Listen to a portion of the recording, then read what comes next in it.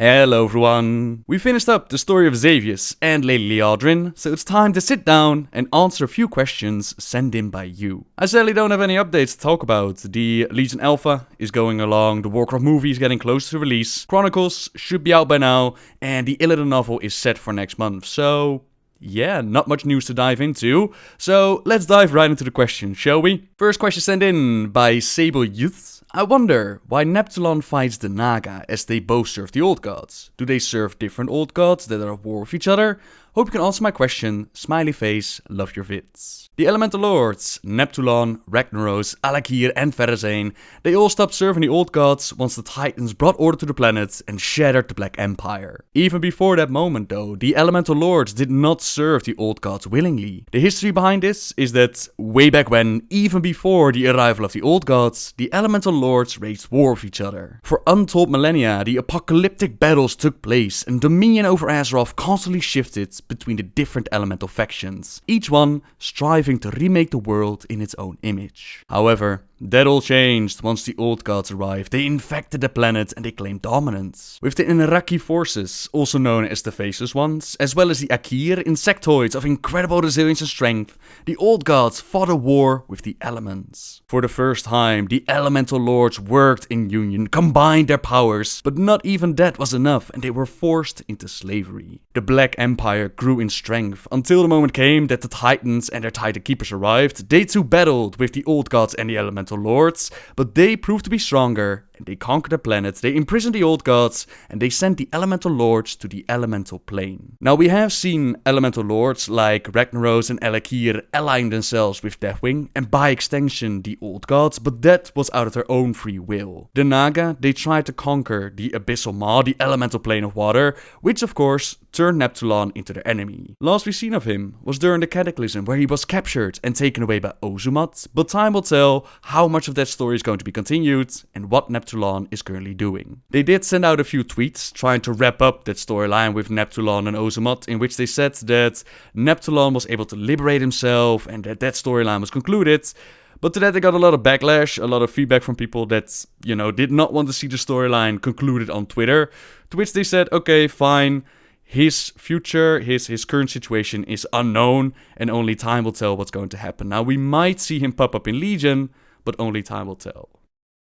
Next question from Adunai. My question, do you feel sorry for missing such times as the Burning Crusade, Wrath of the Lich King and Cataclysm? Do you wish you had started making videos earlier? I thought it was a good question, interesting question as well, and the simple answer is no. No, I don't. It's always hard to say how things could have turned out differently, and I'm very happy to be where I am today. I'm very happy how things turned out. On top of that, I personally feel like I've seen comments from people saying that the lore in Classic was so much better.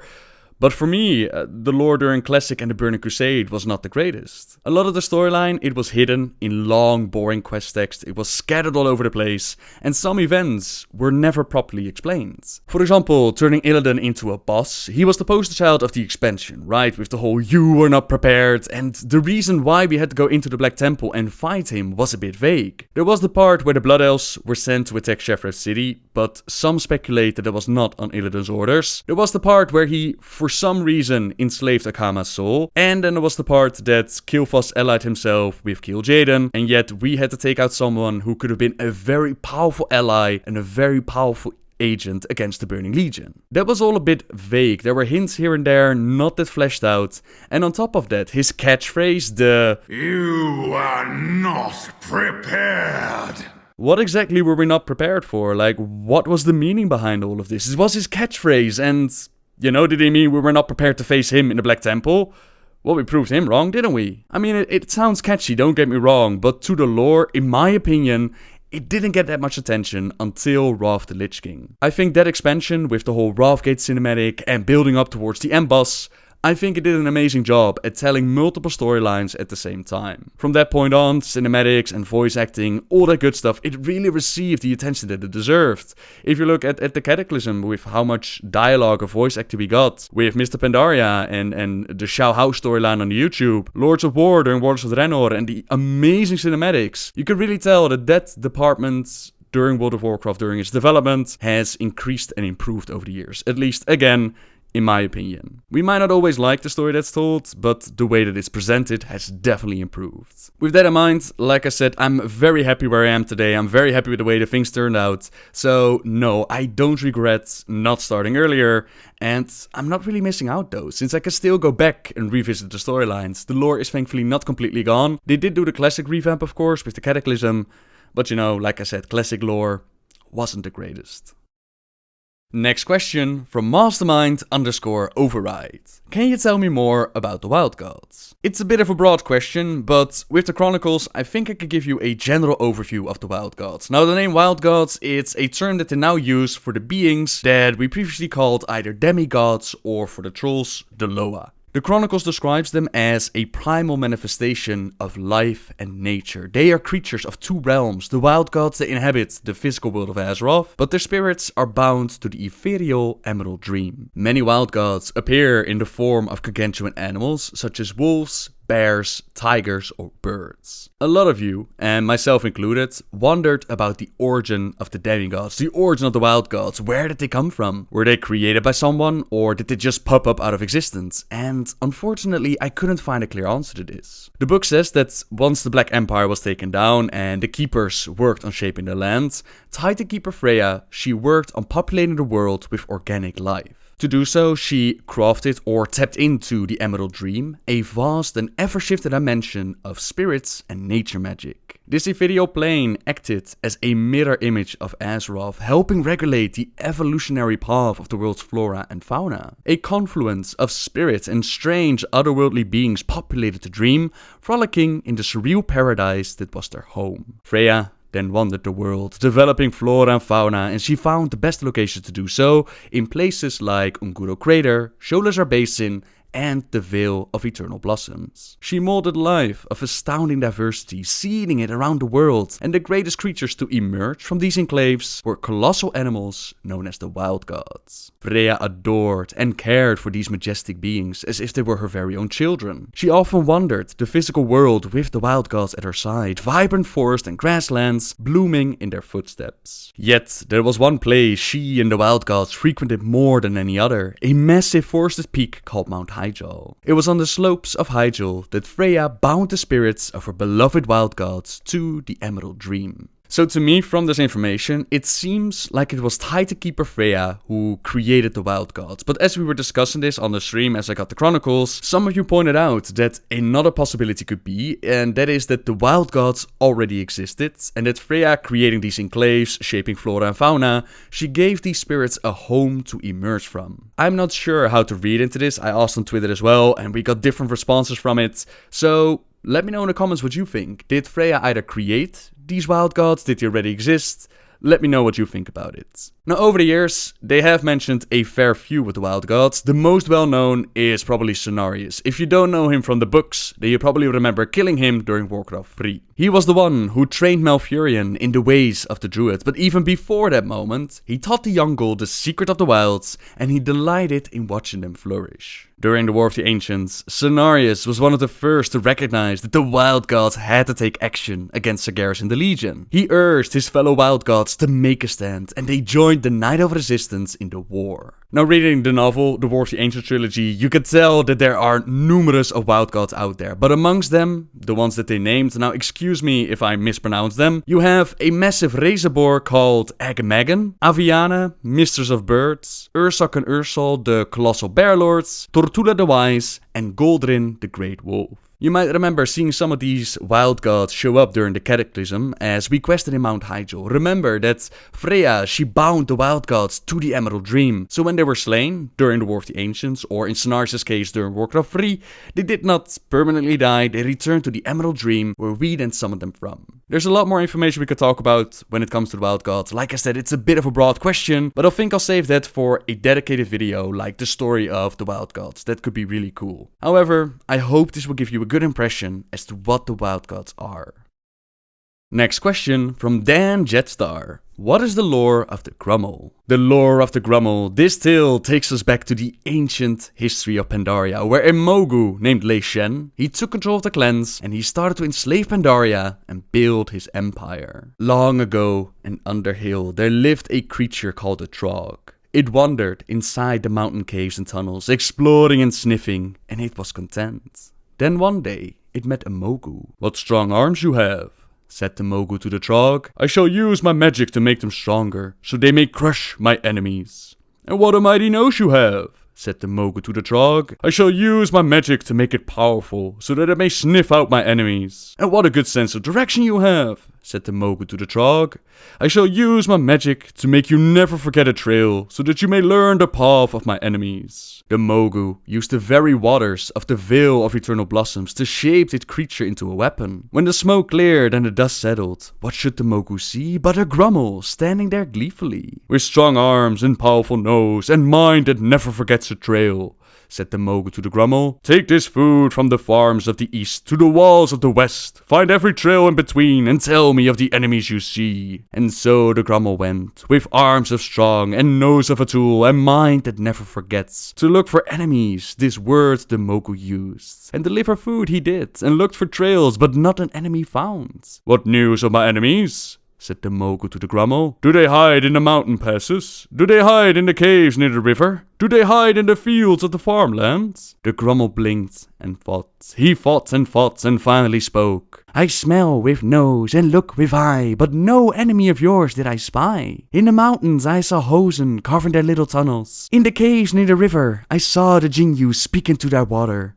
In the fields I saw the Pandoran dancing a funny dance." The Mogu pondered this and grew relaxed. Many times the Grummle would leave, and each time the Mogu would ask him the same question when he returned, and the Grummle's answer was always the same. What the Mogu did not realize was that the Hosen were building their tunnels that would lead them behind the Mogu defenses. The Jinyu listened to the waters to divine where the Mogu would first respond when the rebellion started. And the Pandoran were not dancing, but training the fight unarmed. When the rebellion began, the Mogu was outraged by his surprise. "You said you did not find any enemies of mine," said the Mogu to the Grummle. With a grin and smile, the Grummle said to the Mogu, "I saw what I wanted to see. You heard what you wanted to hear." This is a tale called The Mogu and the Trog, which you can find in-game in Mr. Pandaria, but more sources explain a few more details, and a couple of sources change what happened. The Grummles are created from Trogs, and the Chronicle says that it was Lei-shen, the Thunder King, who used the engine of Nalaksha, a powerful titanic device, to warp the Trog into the Grummle to add it to his ranks of slaves. So that means that the waters from the Veil of Eternal Blossoms were not used. Now there was a storyline that they planned to add during Mr. Pandaria beta, in which Lore Walker Cho actually goes into the history of the Grummles. He explains that they too transformed with the waters of the Veil. We have this short story that says the same thing, but apparently they changed their minds and it was now used with the engine of Nalashka, or however you want to pronounce it.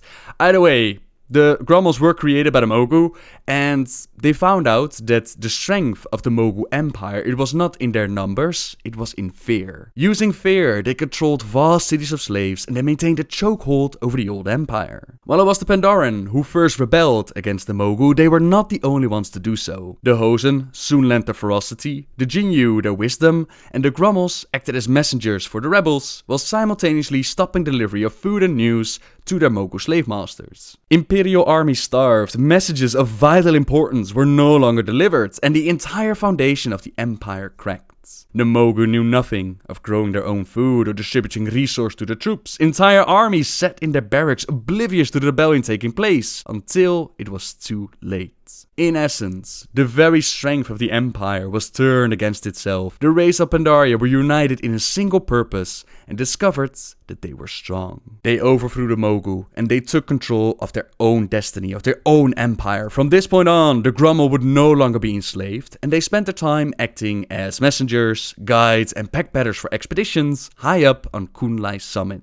They also had an arrangement with the Shadow Pan, which gave them protection from predators or bandits or Hosen, and in exchange, they would transport goods to the Great Wall over the century-old trade route called the Burlap Trail. The Grummles are a very superstitious race. They believe in good luck and fortune. They have their own lucky charms called Luckydo, and the ancient old question will always be, "Friend of the Grummles, what's your Luckydo?" Which brings us to the final question of today, which is about my YouTube channel and my upload schedule. A lot of people ask me when a certain video will be out or when I'll cover a certain subject, so I wanted to inform you all about the plan that I have and the upload schedule that I'm working with. Right now my upload schedule is on the Monday, I do the lore videos. If you're subscribed, that's the one thing I can guarantee. On the Monday, that's my main priority, we'll do the lore videos. The videos, there are between 15 to 30 minutes, and anything that goes beyond that will be split up into multiple parts. The lore itself comes in different formats. My most popular one is the story of, in which I talk about a certain character or subject. But besides that, I also do Q&As, like this one, in which I answer questions sent in by you. I've also done top 10 videos, like the top 10 love stories or the top 10 final bosses, or if the opportunity is there, lore stories from the alpha or the beta. That is what you can expect on the Monday, a lore video between 15 to 30 minutes long. Now if I find the time for it, and I'll do my very best to make the time for it, I'll also upload videos throughout the rest of the week. On Wednesday, I've been doing the Let's Plays. Right now, we're running the Warcraft 3 bonus campaign, which will then flow into the Frozen Throne, and then we might do some custom campaigns, or maybe a whole new Let's Play. And then on a Friday, that is when I do the Hearthstone videos. I've seen a lot of comments from people stating that the lore is from Warcraft and not from Hearthstone, which is not wrong, you're absolutely not wrong, but I titled them Hearthstone lore to make a difference between the Monday video and the Friday video. On top of that, I do base the videos on cards from Hearthstone, and these videos are meant to be bite-sized, right? 5 minutes or less, for those that don't have the time to sit down and watch a longer video while still looking for the lore fix. It doesn't mean that it can't be about big subjects. We haven't really done big subjects so far. People haven't really requested it. But if people do, request the story of the Lich King, for example, if that would ever become a card, or the story of Kel'Thuzad, that is a big story that can definitely become a Monday video, but for the Hearthstone videos, I'll cut it down into 5 minutes, so one does not exclude the other. Next to that, it's completely random what you might find on the channel. You might see some more alpha beta videos, you might see some stream highlights, there might be promotional videos in the future, the end of the month Q&A, pretty much anything I feel like uploading in between, that goes on the different days. So that's the schedule I'm currently working with, and for those that are wondering, like, when will you do a certain topic, like the story of Lord Walker Cho, the story of Thrall, or Lei-shen, or any suggestion that you've given over the years, I honestly don't know. The plan of the channel is to one day cover each and every bit of lore that Warcraft has to offer, so one day I'll definitely do the subjects that you want me to talk about, but I just can't tell you when. Sometimes videos are inspired by events, like Liadrin, she was added to Hearthstone, so I thought, hey, that's a good idea. She's now in Hearthstone, let's make a video about her. Sometimes there's subjects that I just really want to talk about, or sometimes it's from a suggestion sent in by you guys and girls. Sometimes I get a really fun suggestion, and I'll go with it.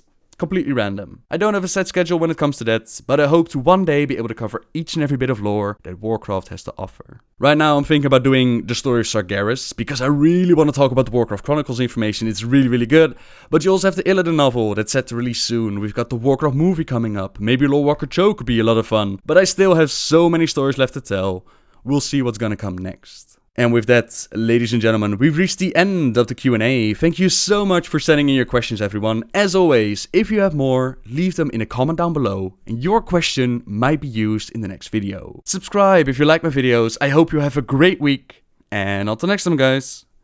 See ya!